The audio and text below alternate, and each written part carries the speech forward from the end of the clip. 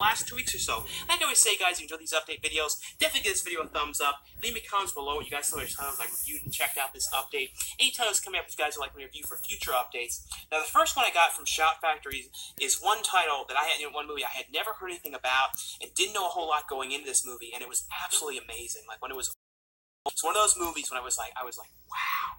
Like I absolutely love this movie so much. This is definitely one of my favorite movies I've seen this year, one of my favorite movies I've seen in a really long time, really stuck with me and was absolutely amazing. And it's like basically kind of about like it's fairy tales about some of the earliest fairy tales, and it's like kind of twisted, weird, out there fairy tales, weird stuff happening.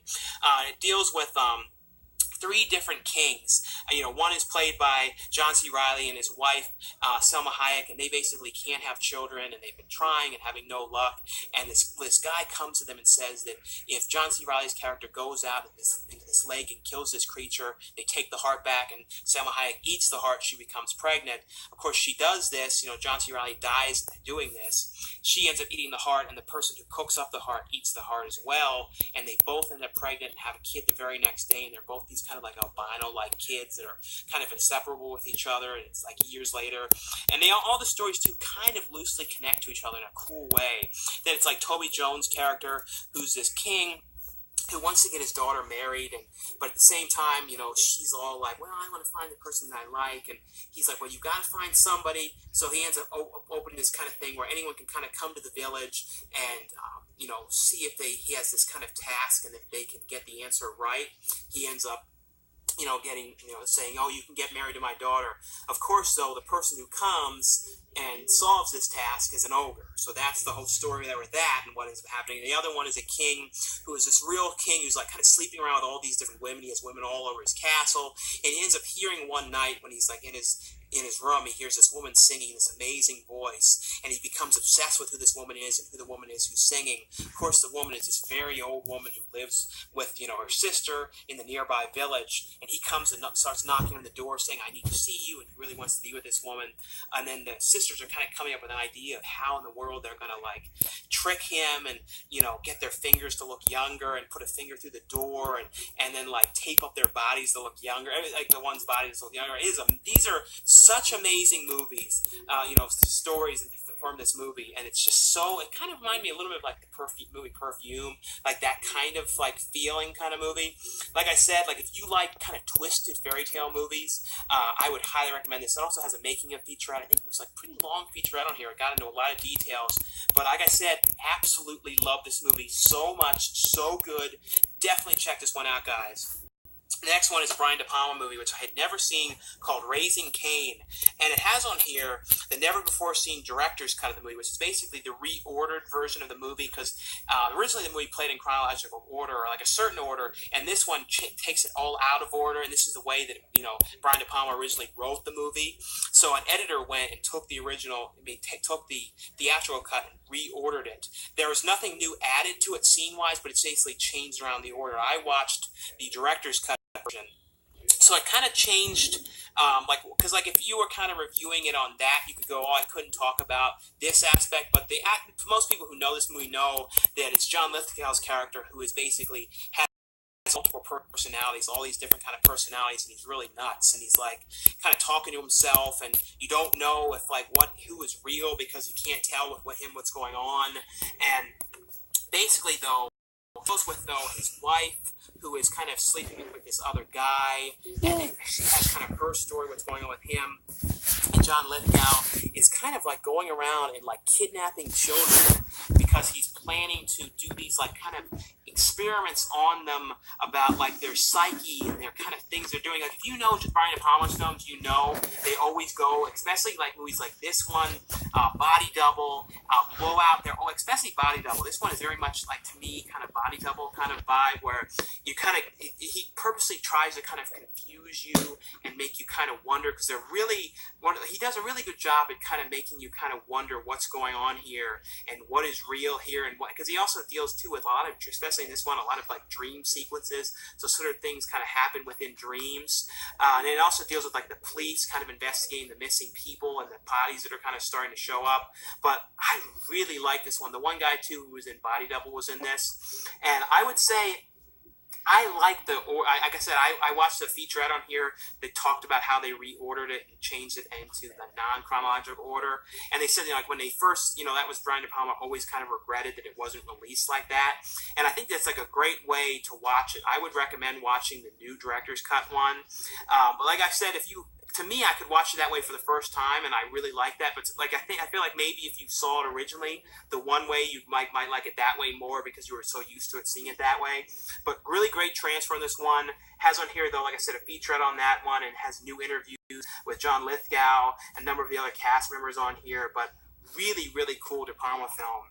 The next one from Scream Factory is a movie called The Dead Room, which is a creepy kind of movie about this family that was in this house, and basically they went and vanished from this house one day and left, and they did kind of like a group of these like investigators, like these paranormal investigators with this one younger girl, and I think she was kind of like the medium who was trying to kind of see what she could kind of feel and what was going on in this place. But they basically go into this house where kind of like haunted things had happened, and they go there to try and see if there's any reality to this, and they have all kinds of equipment and kind of like going in there, and basically it's one of those kind of haunted house movies where like things start moving, and it's also one of around the people, like they were like throwing, like they're kind of like really like not because some of the haunted house movies where it's kind of like things are happening, things are moving, but this is one of those ones where like really bad stuff was happening to them, and like the ghost or whatever was in this house was really like terrible and throwing them around, and it has some interesting stuff too, and it has like a different like kind of outcome to what's going on with it and stuff. It's like some unexpected things that were like I wasn't seeing that was going to happen in this one,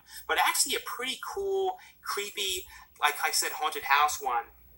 The next one, this is a Charles Band movie, and an early 3D film. It actually has on here the 3D version of this as well. It's a movie called Metal Storm, The Destruction of Jared Sin in 3D.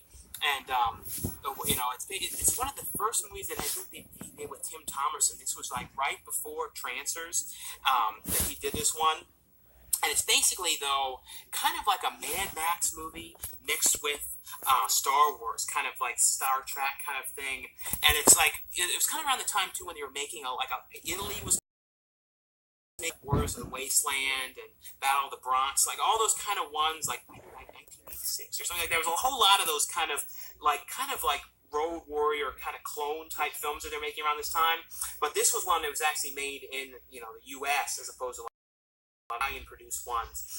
And this is basically though about this guy who's kind of like going around like hunting like people, like he's kind of like I said, the mad character. He ends up coming across this girl whose father was killed, and they're trying to basically find the person that was responsible for killing this girl's father.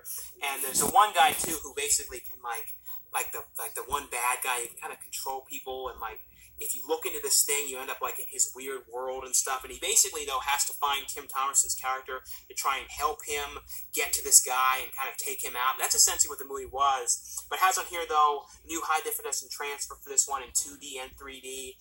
Featurette on the movie, interviews with Charles Band, the actor, and Richard Mall and Tim Thomerson. But a pretty cool, like I said, early one, and Universal released this one as well when this first came out. This is one from Shout Factory's new line called Shout Selects, and they had like one of the other upcoming ones they're going to be releasing. I think the next one is Bill and Ted's Bogus Journey, which I can't wait for that because Bogus Journey has never been on Blu-ray yet. This is a Patrick Swayze movie, and I have never seen this movie before, and I had always wanted to see it, and I always heard people talk about it. It's called Roadhouse, and I actually really like this movie a lot. I actually always liked Patrick Swayze, really, of course, like Ghost.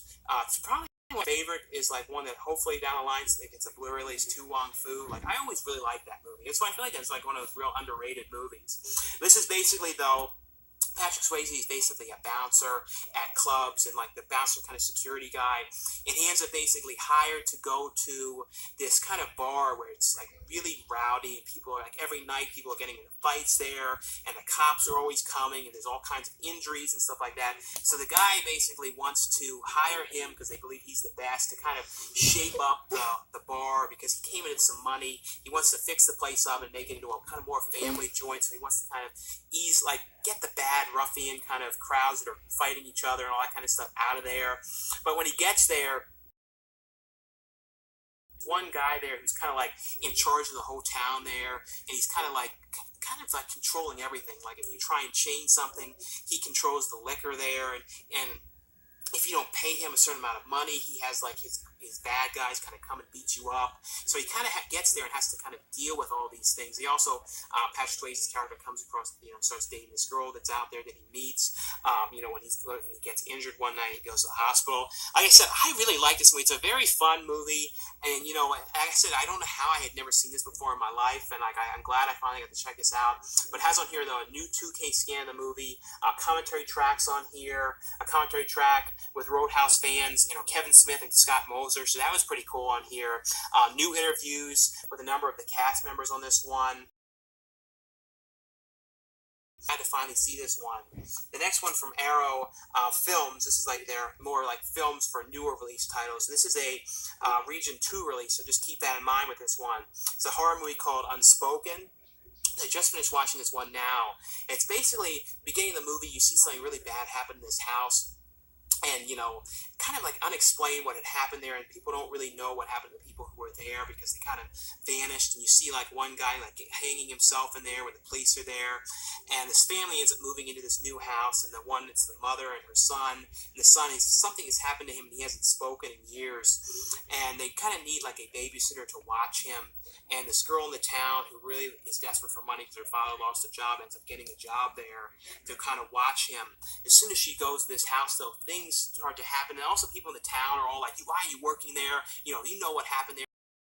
And everything, but she's like, well, I need to, help my dad out, and everyone's kind of like giving her kind of problems. And it also deals with kind of a subplot though of the girl, though she's dating this other girl, and like she kind of like doesn't want anyone to know that they're dating, and the brother is like kind of lurking around there, and he like hid some money and stuff in this house, so it kind of deals with that plot too of them trying to get into the basement because this house was abandoned for all these years.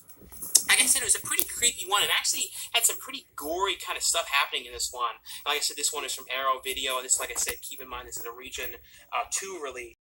This one is Captain America: Civil War, which this is from Disney, and this is the the Blu-ray release of this one. There's a couple of different releases of this one. Going to be some steel books as well, and then a 3D release. I actually really like this movie. I saw. I never saw the first Avengers movie, so I don't know how I've never saw that. I saw the second one, I saw the other Captain America film. The first Avengers I missed. I actually like this one more than the second Avengers. The second Avengers was good, but this one was actually really good. And the thing about these movies is they're doing a really good job with having all the characters kind of coming together, because, Ant-Man is popping in here, and they're kind of like, because like, they kind of have all the spin-off movies. Spin-off movies kind of lead into these films, and I kind of like that they're doing this. And this basically though deals with the whole group of all of them, the superheroes that are together, kind of cause some destruction, and the group that's like kind of in charge of the superheroes is kind of like getting kind of upset with that and saying that they need to be held accountable for the messes that they're making and kind of the destruction they're causing. And they basically kind of want to put rules on them and say, you have to kind of, before you go and do something, you have to talk to us and you have to get our approval, and we'll say if you can do this, and we'll say if it's worth you going in there to go after this. And that's basically what it is. It kind of puts a rift between Captain America and Iron Man. The people who the other superheroes kind of take sides. So they kind of are having their own kind of rift and problems with each other and issues that are going on.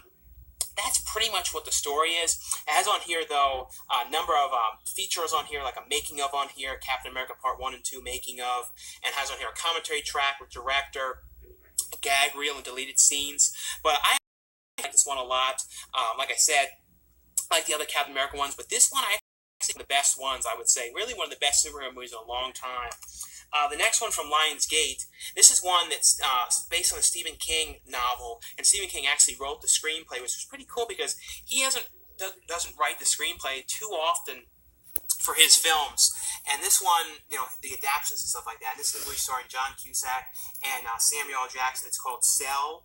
It's basically like John Cusack's character is in a airport. He's like they're talking to his family, and all of a sudden people in the airport are like talking on their phone. They start going like totally freaking out. Something like this going on with the cell phone signals is basically making and they're kind of going and killing each other and attacking each other in these really violent ways. So John Cusack's character kind of runs down into the tunnels where they kind of have the train between the terminals, and he ends up getting down there and meeting Samuel Jackson, who's like the guy who drives the train down there.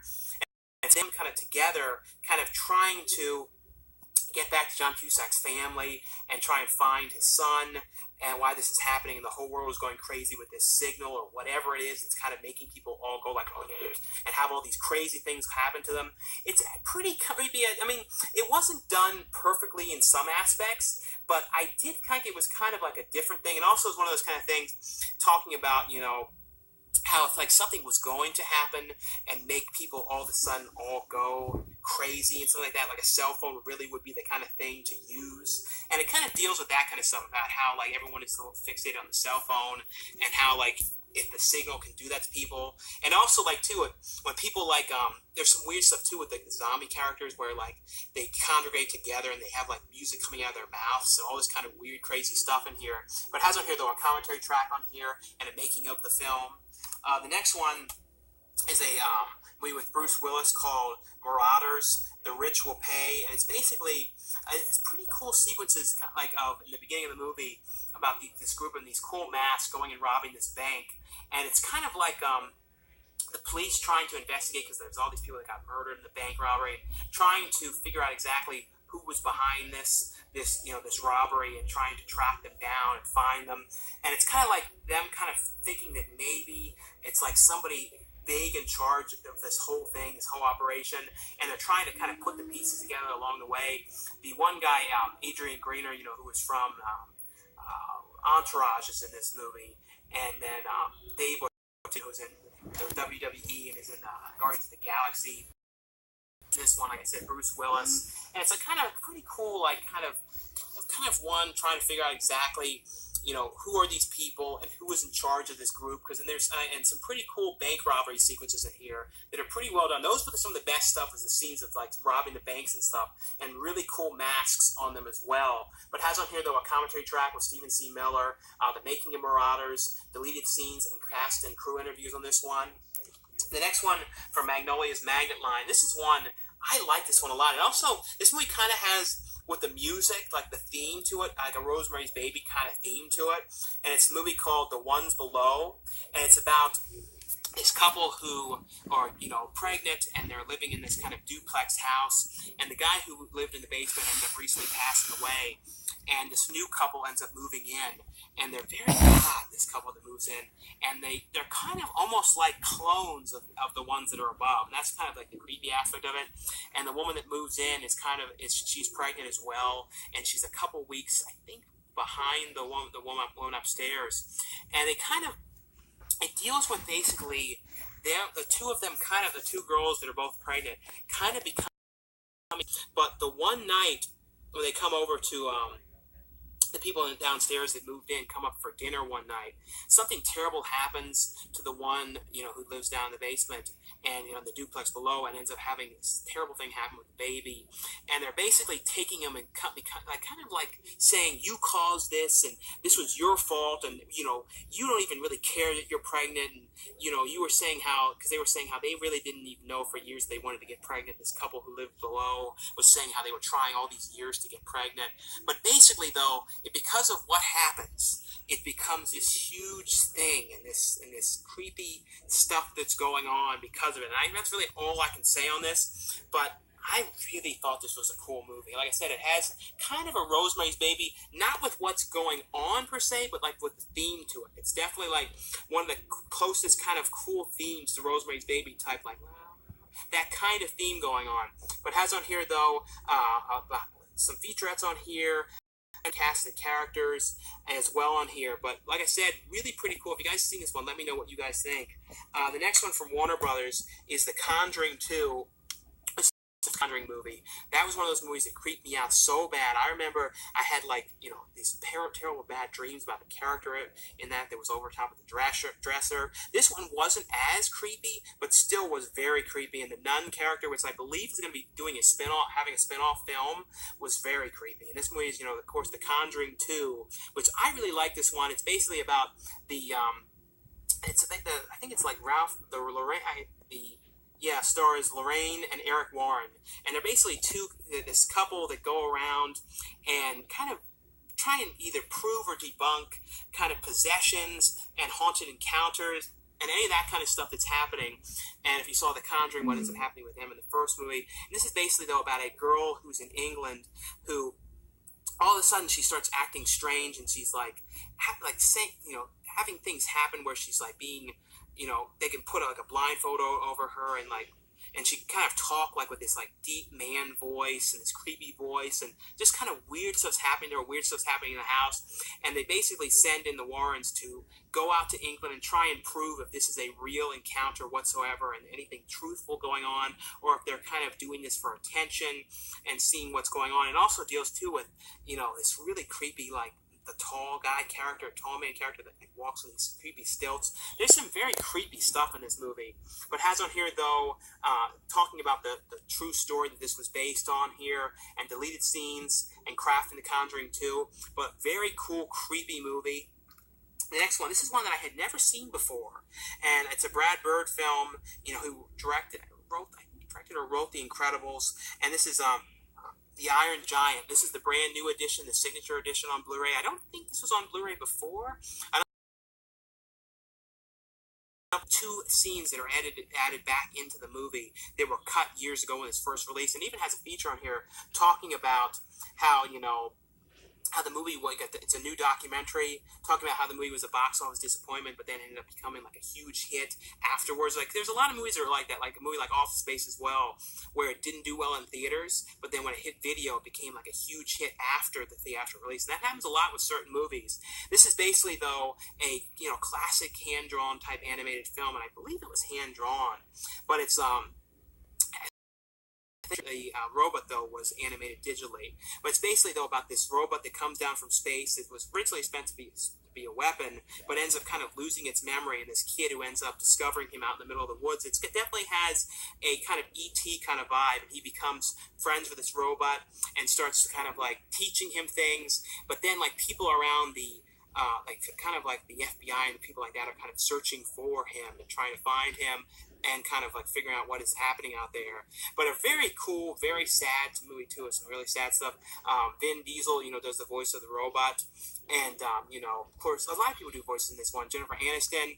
But like I said, a brand new, I believe like this is the first time I think this is on Blu-ray. The next one from Warner Brothers as well is The Flash, the complete second season. And this basically is about a guy, though. You don't know the Flash story, that was struck by lightning and ends up getting powers like superpowers and can run super fast. But a cool thing here because Kevin Smith, was a super fan of the show, and he filmed himself online reacting to the season finale of the first episode of the first season, and he's basically crying and like getting really emotional to the show. And he ended up coming on and directing an episode of this season. I think he might be directing a season one in the third season. I'm not certain though. But they have a feature on here, which is pretty cool, with a 50-minute feature with him on set and kind of talking about how he ended up getting job and how he's been a huge fan of The Flash. And it's actually a pretty well done feature on here with him.